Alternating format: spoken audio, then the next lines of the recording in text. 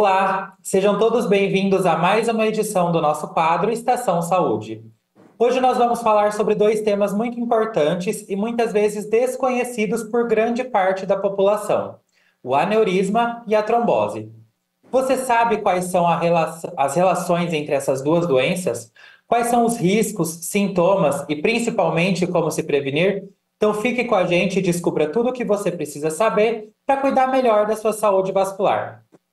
E para falar sobre esse tema, a gente tem o prazer de receber o médico neurologista Dr. Gabriel Modolo, em um momento em que estamos passando justamente pela campanha do Agosto Azul e Vermelho, que busca conscientizar a população brasileira sobre a importância dos cuidados preventivos com a saúde vascular. Dr. Gabriel, seja muito bem-vindo à TV Câmara, muito obrigado por aceitar o nosso convite. Olá, bom dia, tudo bem? Agradeço o convite e vamos lá, estou à disposição. Doutor, eu queria começar falando sobre a relação entre essas duas doenças. A trombose, ela é uma complicação do aneurisma, é isso mesmo? Ó, quando a gente está falando do ponto de vista cerebral, né, o principal problema dos aneurismas cerebrais é a rotura dos aneurismas, né, e o AVC hemorrágico, tá? Então, o principal problema, na verdade, relacionado imediatamente ao aneurisma é quando ele rompe, faz o sangramento, e aqueles casos que a gente vê, tudo está relacionado a isso. Existe uma complicação tardia da rotura aneurismática, que é um AVC isquêmico, né? A trombose dos vasos que acontece alguns dias depois que o aneurisma rompe. Então, a gente às vezes acompanha algum paciente que teve um aneurisma, está grave, ou então até está estável, já operou o aneurisma, está bem, e tardiamente tem o que a gente chama de isquemia cerebral tardia ou vasoespasmo, né? Então, muitas vezes o que acontece é que depois do sangramento inicial e do AVC hemorrágico, esses pacientes, por volta geralmente depois do quarto, mas por volta geralmente do 10º dia depois do sangramento, eles fazem um AVC isquêmico, né? Então, você tem uma trombose dos vasos secundários, né? E que o paciente pode ter uma nova piora, tá? Então, isso que porque é uma doença tão traiçoeira, né? A hemorragia pós rotura do aneurisma, que você pode, um paciente que está bem, e depois ter uma nova complicação. E existe uma outra doença que é a trombose venosa cerebral, né? Que pode cursar com AVC hemorrágico ou AVC isquêmico secundária, e que é uma outra doença. E existem as tromboses, então, que são secundárias à complicação dos aneurismas, né? E aneurismas grandes, que têm um fluxo lento, pode fazer uma trombose dentro do aneurisma e isso pode levar a liberar um coágulo, que é uma situação mais rara. Doutor, a gente consegue falar em sintomas de um aneurisma como de outras doenças, assim? Então, os sintomas, né, a maior parte dos aneurismas cerebrais, eles são assintomáticos. E eles muitas vezes são descobertos quando a gente vai fazer algum exame por uma outra causa, encontra eles, ou muitas vezes eles são descobertos no momento que eles rompem, tá? O sintoma mais comum da rotura de aneurisma é uma dor de cabeça, né, que a gente chama de cefaleia entrovoada. E ela tem esse nome porque ela tem uma intensidade muito grande que começa muito rápido. Então, diferente de uma enxaqueca ou de uma cefaleia tensional que vai começando e ficando mais intensa, a cefaleia entrovoada da rotura aneurismática, ela já começa muito rápido, muito suportável. Então, em 30 segundos, você já está com uma dor muito intensa. Aneurismas não rotos podem ter algumas dores de cabeça mais inespecíficas, ou uma cefaleia que a gente chama de sentinela, né? Podem ter sintomas de compressão de algumas estruturas quando eles crescem muito, principalmente uma compressão do terceiro nervo craniano que leva à visão dupla, a dilatação da pupila, né? E embora grande parte deles seja realmente assintomática. E quando a gente tem a rotura do aneurisma, além dessa dor de cabeça, a gente tem sintomas de AVC, né, do sangramento. Então pode ter fraqueza em metade do corpo, coma, fotofobia, visão dobrada, alteração de equilíbrio, né, mas que tem, quando ele rompe, ele é súbito, né, de repente o paciente está bem, uma dor de cabeça muito intensa e um desses sintomas. Doutor, agora falando um pouquinho da trombose. vou fazer uma pergunta mais leiga aqui. Eu tenho como desenvolver uma trombose sem ter passado por um aneurisma? Sim. Então, quando a gente fala de trombose cerebral, geralmente a gente está falando de uma doença do sistema venoso, né? Tá? E ela tem uma característica que ela o mais comum dos sintomas é uma dor de cabeça, que geralmente ela está relacionada com trombose das veias e o sangue que entra, né, para irrigar o cérebro não consegue sair. Essa pressão aumenta.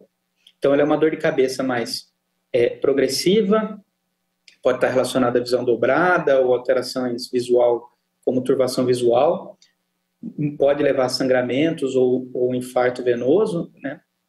E os fatores de risco para que ela aconteçam, né, não estão necessariamente relacionados a aneurismas, né?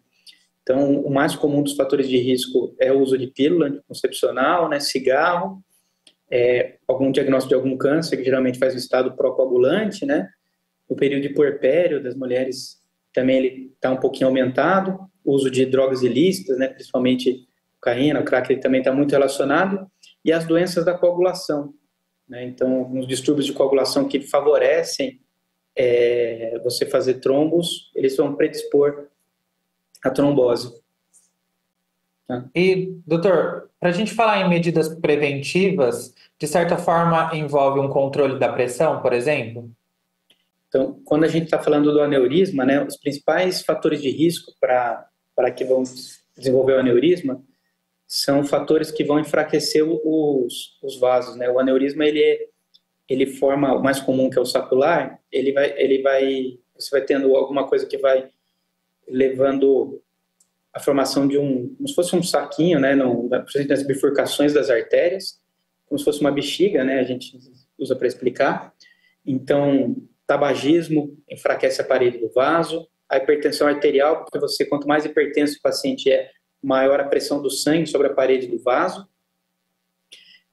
O próprio envelhecimento ele pode estar relacionado, né, algumas doenças de colágeno, o uso de algumas substâncias, né, como o álcool, algumas drogas como cocaína e crack estão relacionadas também com fraqueza da parede vascular. E existem algumas doenças genéticas, né, como rim policísticos, doença de Marfan, Ehlers-Danlos, que vão fazer uma fraqueza da parede arterial e favorecer os aneurismas, né? Mas os principais fatores modificáveis são o controle da pressão arterial, diabetes, de certa forma também, mas principalmente a pressão arterial e o tabagismo. Bom, a gente sabe que a prevenção ela é fundamental, mas e se uma pessoa já tem um quadro diagnosticado de aneurisma? Como é feito esse diagnóstico? Existe um exame específico para isso? E hoje, quais são os tratamentos disponíveis no mercado, tanto para o aneurisma quanto para a trombose? Tá. Então, para o aneurisma, tá, a gente geralmente investiga quem tem pelo menos ou tem uma dessas doenças genéticas de alto risco, né, ou aneurismas em outras áreas, né, ou quando tem 2 familiares de primeiro grau com aneurisma ou história prévia de aneurisma, né, a gente vai investigar esses pacientes. Então, você tem que fazer um estudo dos vasos cerebrais, que ele pode ser uma angiotomografia, uma angiorressonância ou uma arteriografia, tá? A arteriografia é o padrão ouro, mas é o cateterismo, é o exame mais invasivo, e que a gente seleciona ele para estudar melhor os pacientes que já tiveram um diagnóstico de aneurisma e estão geralmente planejando o tratamento. E a ressonância, né, ou a angiorressonância, a angiotomografia, são exames menos invasivos que a gente usa para rastrear os pacientes que a gente está tentando fazer um primeiro diagnóstico, tá? Para o tratamento dos aneurismas, né, o tratamento ele é cirúrgico, ele pode ser feito por 2 tipos de tratamento. A cirurgia que a gente chama de convencional ou microcirurgia, em que a gente coloca um clipe, né, metálico na origem do aneurisma, que é feito pelo neurocirurgião com microscópio, e os tratamentos que a gente chama de endovasculares, que são feitos por cateterismo, em que a gente coloca espiral de platina, que é um fio de platina que enrola dentro do aneurisma, né, para trombosar ele, às vezes apoiado ou não por um stent que a gente chama de inversor de fluxo, que diminui o fluxo para dentro do aneurisma para trombosar ele. E esses são os 2 tipos de tratamento, tá? E você pode curar um aneurisma se você conseguir excluir ele da circulação com esses dois métodos. Ambos são efetivos, tá, para cura, e vão ter os benefícios dependendo da anatomia do paciente, da idade, dos fatores de risco, né, dele ter sangrado ou não, eles vão ter a indicação deles nesse sentido. Então, a gente tem duas equipes que acompanham, né, o pessoal da neurocirurgia, e eu sou neuroradiologista intervencionista, que faço essa parte dos cateterismos, né, então a gente define de acordo com os critérios que o paciente tem. Para as tromboses, a arteriografia ela tem um papel mais restrito para alguns casos mais complicados, e a ressonância, a angiorressonância acaba sendo o exame mais usado, e a angiotomografia num contexto de emergência. E a gente vai investigar os pacientes geralmente que têm sintomas de trombose, então uma dor de cabeça recorrente, com sinais de hipertensão intracraniana, geralmente com algum fator de risco para trombose, né? Então, a gente tem duas populações principais, são as mulheres mais jovens, geralmente uso de anticoncepcional, com dor de cabeça com sinal de hipertensão intracraniana, e os pacientes mais idosos, geralmente em contexto de trombofilias por neoplasia, né? E o tratamento da trombose, geralmente é o uso de medicações anticoagulantes, tá? Que vão ajudar a dissolver esse trombo e melhorar a circulação cerebral. O tratamento cirúrgico da trombose, né, tirar o trombo com catéter, ou o meio cirúrgico é muito raro e para casos muito, muito específicos, né? Para algumas complicações, então geralmente o tratamento é com medicação com anticoagulantes. Então, doutor, eu consigo falar de cura, tanto para o aneurisma quanto para a trombose? Sim. Para os aneurismas, quando você consegue excluir ele cirurgicamente, você consegue tratar ele, né? Então, os dois procedimentos cirúrgicos conseguem. Aneurismas muito pequenos, né? Às vezes você pode acompanhar eles, dependendo, principalmente quando são menores que 3 milímetros, né? Mas o tratamento para o aneurisma não tem um medicamento que cure o aneurisma, né? Você precisa fazer um tratamento cirúrgico, ou por microcirurgia, ou por cirurgia endovascular. A trombose, com o anticoagulante, você pode dissolver o trombo e com isso você curar o paciente. A necessidade de usar o resto da vida ou não a medicação, no caso da trombose, vai depender do que levou à trombose. Se for uma coisa transitória, por exemplo, paciente que às vezes estava fumando, usando o anticoncepcional, você pode tirar esses fatores e aí o paciente vai anticoagular entre 6 meses e 1 ano e tirar a medicação. Ou no caso de uma doença hereditária, de uma doença que favorece a formação de trombos, né, uma trombofilia, você talvez tenha que anticoagular a vida toda e aí você controla nesse sentido. Então, se não tratadas corretamente, são duas doenças que podem levar a óbito? A gente estima que dos aneurismas, né, alguns relatos falam entre 15, 20, até 30% dos pacientes que têm um aneurisma que rompe não chegam no hospital, morrem antes, tá? E dos que chegam no hospital, 40% pode falecer ou sair com sequelas muito importantes, tá? Então, ela é uma doença com alta morbimortalidade. A trombose, ela tem um espectro um pouco mais amplo, então ela costuma ser muito grave no primeiro momento, né? E tende a ter uma evolução quando você não teve nenhum infarto, nenhum sangramento secundário a ela, né? Você, geralmente, com anticoagulação, o paciente evolui muito bem, mas ela pode levar também a óbito e a sequela, se não for tratada.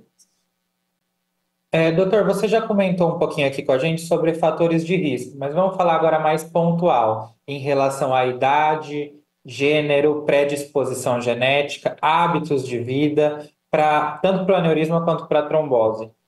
Quando a gente fala de aneurisma, então o principal fator de risco para a ocorrência de aneurisma, além de uma certa predisposição genética, né, da parede do vaso, é a hipertensão arterial. Então, o controle adequado de hipertensão arterial é o principal fator que vai diminuir a ocorrência, o crescimento do aneurisma e a rotura. Tá? Do ponto de vista comportamental, o uso de bebidas alcoólicas e cigarro enfraquece a parede do vaso e aumenta muito tanto a chance de formar um aneurisma, crescer e dele romper. Tá? Então, do ponto de vista de mudanças comportamentais, lógico, né, que a gente sempre fala de vida saudável, tudo, mas o controle da hipertensão O cigarro, infelizmente, não tem quantidade segura, né?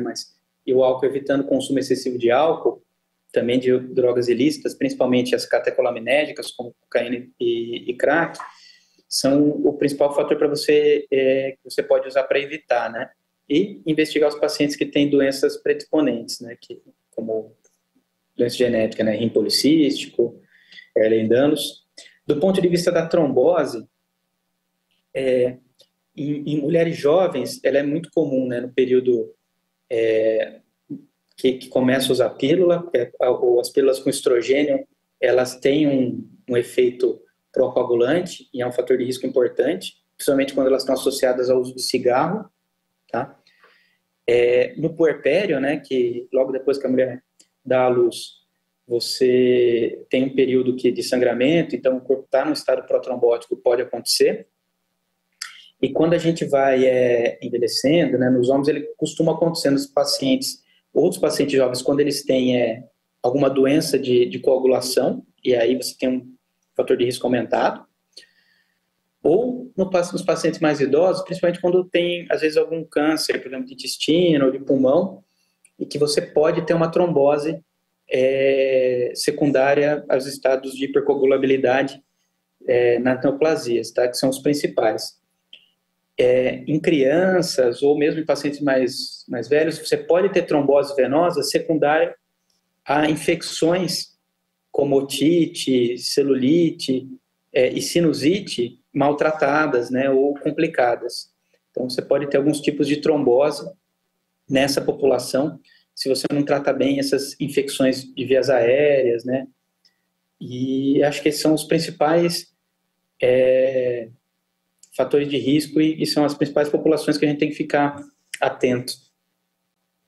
Então uma criança pode desenvolver essas doenças? Embora, graças a Deus, seja mais raro, né? Pode acontecer, tá? Nas crianças, o mais comum de acontecer são o caso de essas infecções, né? Às vezes, as vias aéreas, elas são drenadas para alguns seios venosos que estão relacionados também com drenagem do sangue do cérebro, das estruturas da cabeça. Então, um quadro infeccioso, né, complicado, pode levar à trombose venosa cerebral numa criança, ou num adulto jovem, ou mesmo num paciente mais idoso. Doutor, você acredita que a nossa medicina atual ela ainda pode evoluir para um melhor tratamento dessas doenças? Ela tem evoluído bastante, né? Tanto o tratamento cirúrgico dos aneurismas evoluiu muito, né?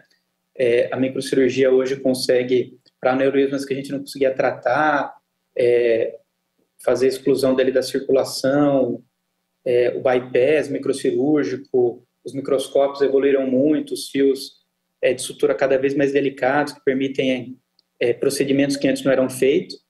Do ponto de vista endovascular, a gente tem surgido muitos dispositivos para tratar os aneurismas, né?